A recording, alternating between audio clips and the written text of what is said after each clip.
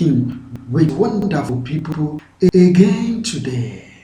I have a very wonderful lesson to present, and the title I'll be presenting soon. So if you have not subscribed to this YouTube channel, it's not costing you money. Just press the red button, press the bell also, so that you'll get notified when I upload other video. Please, I need you to subscribe today. Let us go on a short break, and we shall be back for the wonderful lesson. Thanks. Now, what are the uses of acid? Acids are used in dissolving metals. For instance, if you put your nail inside concentrated hydrochloric acid, if the nail is already a rusted one, it will remove all the rust. If you keep the nail inside that concentrated acid longer than necessary, it will dissolve it.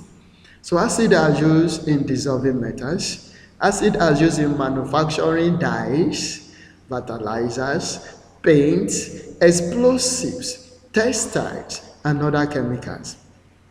Acids are also used in refining of gasoline and lubricating oil. Lubricate gasoline, such as the kerosene you use at home. Now, lubricating oil, such as the oil you use in your generator, in your car, in your all the appliances that needs oil. Now, let's say it is used in metrological operation. It's also used in the production of salt. Bases. Characteristics of bases. Bases are oxides of metals and metallic hydroxides. Most bases are insoluble in water. Get that into your mind. A soluble base, metallic oxide or hydroxide, is called alkali. Take this from me. All alkali are bases, but not all bases are alkali. You get it?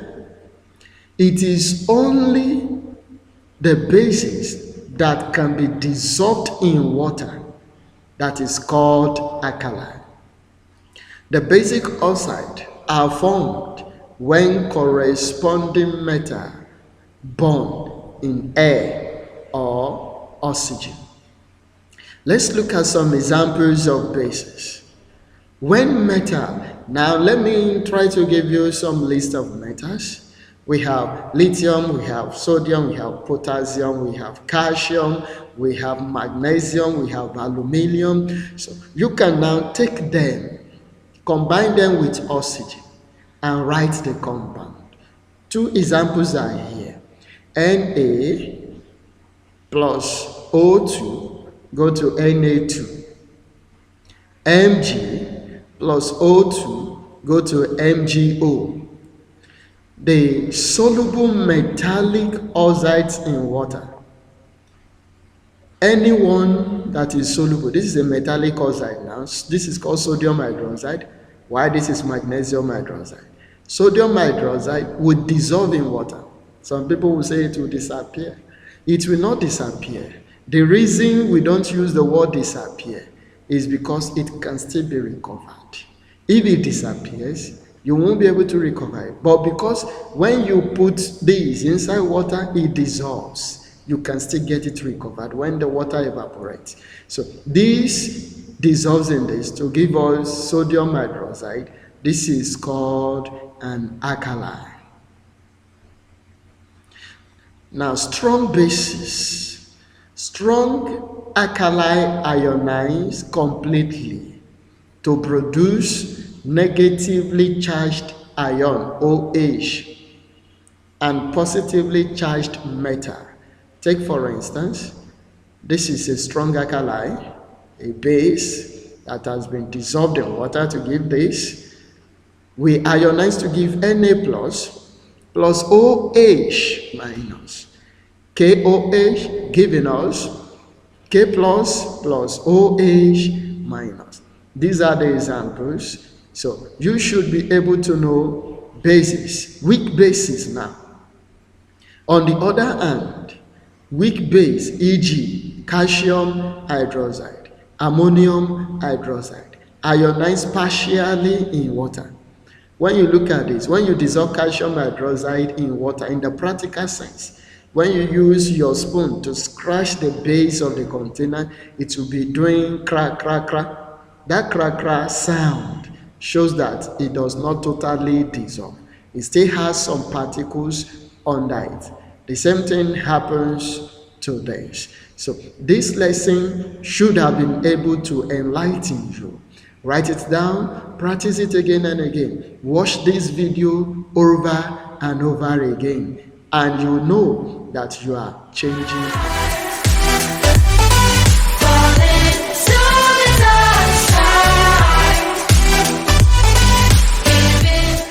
Good day, my intelligent viewers.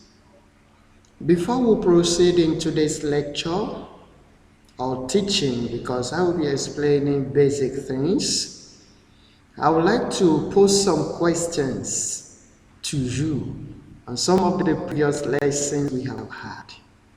Number one, what are the physical properties of bases? I get to wait for a few minutes, few seconds, so that you can respond. Yes, you must have responded now. What are the chemical properties of acid? You must have as well responded. What are some of the ways by which acids can be prepared in the laboratory? Yeah, you must have also responded. And now we shall be going into today's teaching. That is what we call neutralization reaction. What is neutralization reaction? This is a reaction in which a base reacts with an acid to produce salt and water only. Salt and water are only produced in neutralization reaction. Now, see what you will do. You can pick any acid. You can as well pick any base, react them together. Salt and water will be produced even on your paper. It's not as if you will see salt and water on your paper, but get a well-balanced equation. It shows you know what you are doing. Take for instance, hydrochloric acid plus sodium hydroxide, which is also called caustic soda.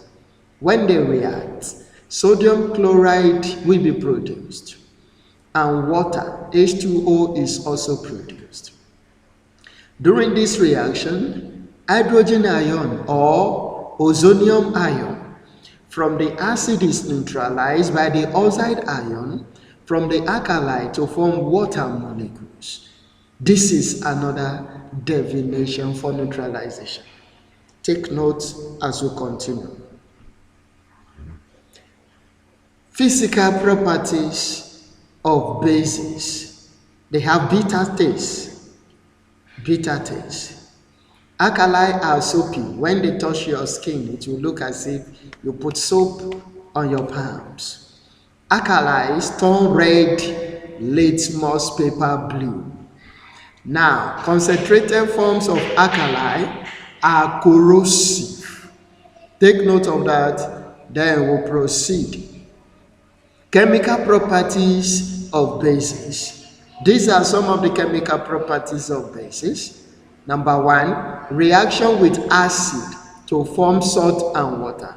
Sodium hydroxide plus HCl is given to us NaCl plus H2O.